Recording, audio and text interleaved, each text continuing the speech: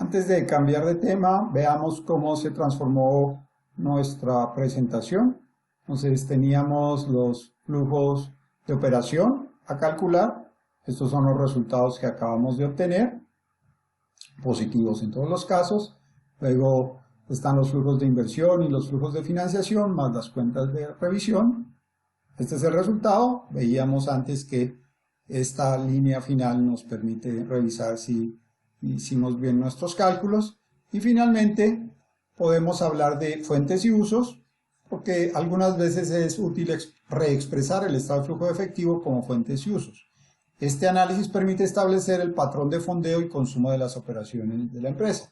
Veamos cómo funciona esa lógica. Recuerden que el cambio en el efectivo es una ecuación que es igual a el cambio en efectivo igual a la utilidad después de impuestos más la depreciación menos el cambio en capital de trabajo menos el cambio en los activos fijos más los cambios en la deuda más los cambios en el capital social menos los dividendos. Asumiendo que la utilidad después de impuestos es mayor que cero y que la inversión en capital de trabajo y activos fijos y aumentos en deuda y capital social y pagos de dividendos se dan, podemos reorganizar la ecuación así. Entonces estamos diciendo que estos valores son en realidad salidas, por lo que los podemos pasar al otro lado. Lo mismo pasa con el dividendo, entonces reorganizamos esta ecuación de tal manera que nos quedan todos los que tienen un mismo signo de este lado. El cambio en el efectivo, el cambio en capital de trabajo, el cambio en los activos fijos o el gasto de capital más los dividendos, los cuales son iguales las utilidades más la depreciación más los cambios en deuda o en capital social. Este lado izquierdo son usualmente los usos y este lado derecho son usualmente las fuentes. Por supuesto, esto puede cambiar, no siempre se da este caso. Veamos cómo fue el resultado en nuestro modelo de Nutresa. Aquí ya estamos en la hoja de fuentes y usos, vemos los valores, como dije hace un momento, siempre deben dar el valor de las fuentes igual al valor de los usos. Por ejemplo, analicemos lo que sucede en el último trimestre histórico, el que termina en 30 de junio del 2020. ¿Cuáles fueron fuentes? La utilidad más la depreciación, pero como contrario a lo que usualmente sucede, hubo una reducción en capital de trabajo, lo que generó una fuente. Lo mismo también hubo una reducción en los activos, lo que en vez de demandar una inversión, lo que produjo fue un ingreso de efectivo, lo cual sumado nos da 703.000, que es lo que observamos aquí. Esta es la utilidad, esta es la utilidad más la depreciación, esto es el aporte del capital de trabajo y esto es el aporte, la reducción, digamos, de los activos, lo relativo a los gastos de capital. Y en los usos, para el último periodo, vemos que nos gastamos un poco pagando deuda, este amarillo.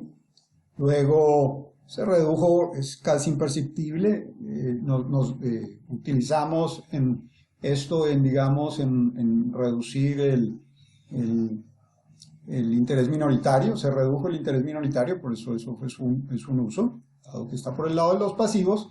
Tenemos también una reducción en los ajustes de patrimonio y el pago de dividendos y por supuesto un incremento en el efectivo. Y estos valores nos dan 703.000, lo mismo que el valor superior, y si lo queremos ver porcentual, pues aquí los tenemos.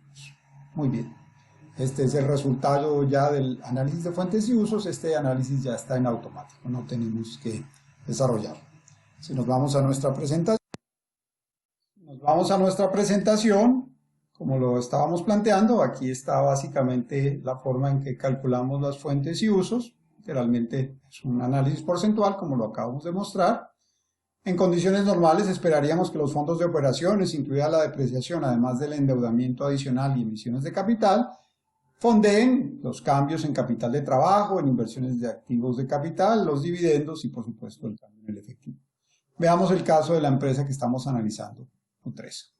Aquí están los resultados que ya analizamos, aquí está el análisis porcentual y aquí por supuesto está el análisis gráfico. Vamos entonces a continuar con el análisis el desarrollo de las cifras relevantes, luego veremos cuáles son los resultados para la empresa. Empecemos con un poco de la lógica financiera que hay detrás de esto. Primero vamos a definir el capital invertido. El capital invertido es la suma de los recursos aportados por inversionistas externos. Se podría expresar como la deuda neta más el patrimonio, ahora lo veremos, o como el capital de trabajo neto operativo más los activos fijos netos e inversiones de largo plazo. Veamos. Tenemos gráficamente la ecuación contable. Los activos corrientes más los activos fijos, tangibles e intangibles, son iguales a los pasivos no financieros. Aquí estamos reorganizando un poco el balance, más la deuda de corto y largo plazo, más el patrimonio. Como digo, la ecuación contable se cumple. Si separamos el efectivo de los activos corrientes, pues tenemos el efectivo y los activos corrientes que no consideran el efectivo. Si reorganizamos un poquito esto, obtenemos lo mismo, por supuesto, con la ventaja adicional de que podemos definir lo que se llama el capital de trabajo. El capital de trabajo neto, digamos, es la diferencia entre los activos corrientes sin incluir el efectivo y los pasivos no financieros. Entonces, lo que vamos a hacer es reexpresar esta cifra como una nueva. Tenemos entonces el resultado de esta nueva operación que podemos ver acá ya. Entonces tenemos esta nueva cajita, el capital de trabajo neto.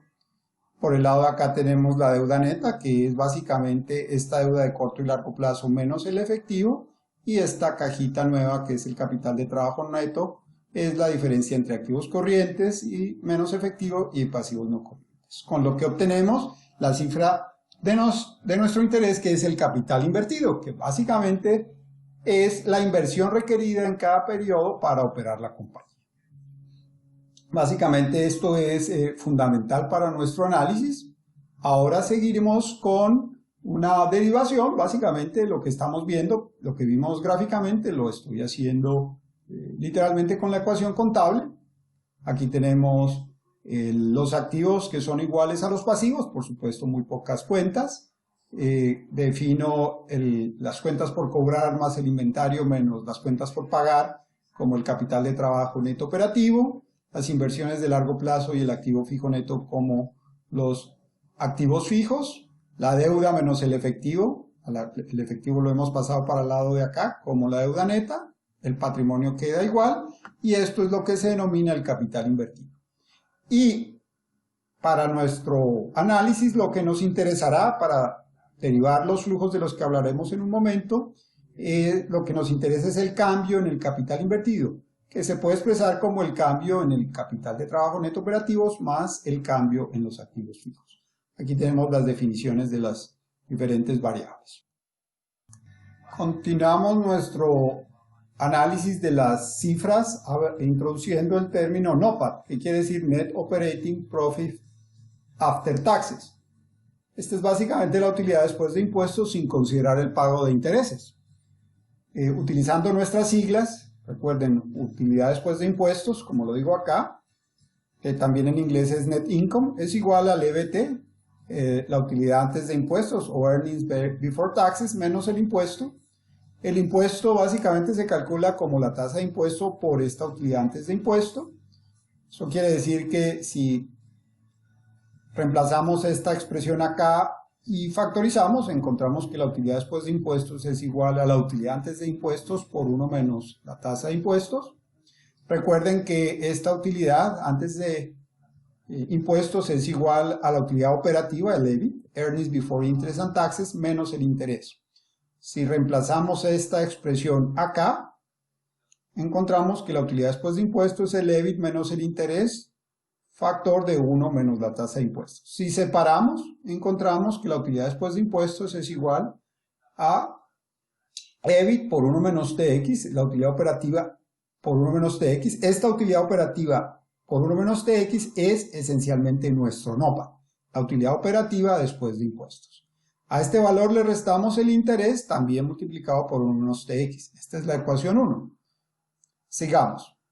Entonces, como ya definí que NOPAT era igual a la utilidad operativa por 1 menos la tasa de impuestos, reemplazo la expresión en 1 y encuentro que NOPAT, despejando la expresión de la ecuación 1, encontramos que NOPAT no es otra cosa también que la utilidad después de impuestos más el interés después de impuestos. Aquí están los términos que acabo de mencionar. A veces también en español se habla de NOPAT como el WODI, la utilidad operativa después de impuestos. Continuamos entonces, ahora sí ya tenemos toda la información para introducir los flujos de caja de los que estamos interesados. Estos son el flujo de caja libre, que es el efectivo disponible después de realizar todas las inversiones necesarias, el flujo de caja del accionista, que es el efectivo disponible para el accionista después de realizar todas las inversiones y hacer los pagos de deuda que se necesiten. Por supuesto, también incorpora los incrementos de deuda. Y esta es, digamos, una descripción más o menos algebraica de lo que es el flujo de caja libre. Es la utilidad operativa después de impuestos menos el incremento en el capital invertido. Ya sabemos cuál es la utilidad operativa después de impuestos y ya sabemos cuál es el incremento en el capital invertido. El flujo de caja del accionista alternativamente se puede definir de forma muy sencilla como la utilidad neta menos el incremento en el patrimonio, o también alternativamente el flujo de caja del accionista es igual al flujo de caja libre más cambios en la deuda, que pueden ser positivos o negativos, menos los pagos de interés después de impuestos. Estas son puros, digamos, ecuaciones algebraicas que podemos derivar sencillamente. Veamos entonces acá el resultado. Tenemos que el flujo de caja libre, como ya lo planteamos, es igual a la utilidad después de impuestos más el interés, más la depreciación del periodo, menos el cambio en capital de trabajo, menos el cambio en las inversiones fijas. Estos dos primeros términos son el NOPAT. Ya sabemos qué es el NOPAT. Pasamos este aquí al ladito, el cambio en capital de trabajo, mientras que la depreciación la colocamos acá. Y podemos darnos cuenta que estas dos cifras son el cambio en activos fijos, netos. Este es el capital de trabajo que ya conocíamos, el cambio en capital de trabajo neto. Los unimos, sabemos que los podemos unir. Este es el cambio en el capital invertido, o sea que la definición de flujo de caja libre, muy simple, es simplemente la utilidad operativa después de impuestos menos el cambio en capital invertido. Luego vemos una expresión aún más sencilla del flujo de caja libre utilizando el flujo de efectivo. Recuerden que el flujo del efectivo es simplemente el flujo de la operación más el flujo de la inversión más el flujo de la financiación. Aquí solamente vamos a usar el efectivo de la operación, que es igual a la utilidad después de impuestos más la depreciación menos el cambio en capital de trabajo, que es el efectivo de la operación, el efectivo de la inversión, que es el cambio en los activos fijos a largo plazo. Aquí está negativo, pero como en el flujo efectivo ya tiene el signo incorporado, lo sumamos, y lo único que habría que agregarle es el interés después de impuestos. Esta es tal vez una de las formas más simples de estimar el flujo de caja libre. Continuamos con otra de las cifras que nos interesa, que es el valor económico agregado, el EVA, que mide el excedente o déficit que se produce al restarle a la utilidad operativa después de impuestos lo que debería rentar la inversión. La definición es simple. El EVA no es otra cosa que el NOPAT, una cifra que ya conocemos, la utilidad operativa después de impuestos, a la que le restamos el costo de capital de la empresa, el KW, este W es por weighted, multiplicado por el capital invertido, ambos expresados en los periodos previos. Si además definimos el retorno sobre el capital invertido ROIC como el NOPAT en el periodo actual dividido entre el capital invertido del periodo anterior, tenemos que el EVA se puede reexpresar como el capital invertido de T-1 multiplicado por el ROIC, la expresión que acabamos de definir como el retorno sobre el capital invertido. Esta es la sigla en inglés, Return on Invested Capital, menos el costo de capital. Esta expresión quiere decir Economic Value Added y es la expresión que originalmente desarrollaron Ya con esta expresión podemos verlo gráficamente y hacer un pequeño ejemplo. Sabemos entonces, asumamos que el valor del capital invertido en el periodo anterior era 1000, esta columnita que vemos negativa. El costo de capital del periodo anterior era 10% y se produjo una utilidad operativa después de impuestos de 150. Si aplicamos estas cifras a la ecuación que tenemos aquí, a esta ecuación, pues simplemente reemplazamos. Nos va de 150 menos el 10% que es el WACC por 1000 que es capital invertido. El neto de esto es 50. Podemos verlo aquí en la gráfica. Estos son los 1000 que obtendríamos. Esos son los 100 que deberíamos obtener multiplicando 10% por 1000. Y estos 50 es el excedente, que era lo que habíamos planteado originalmente.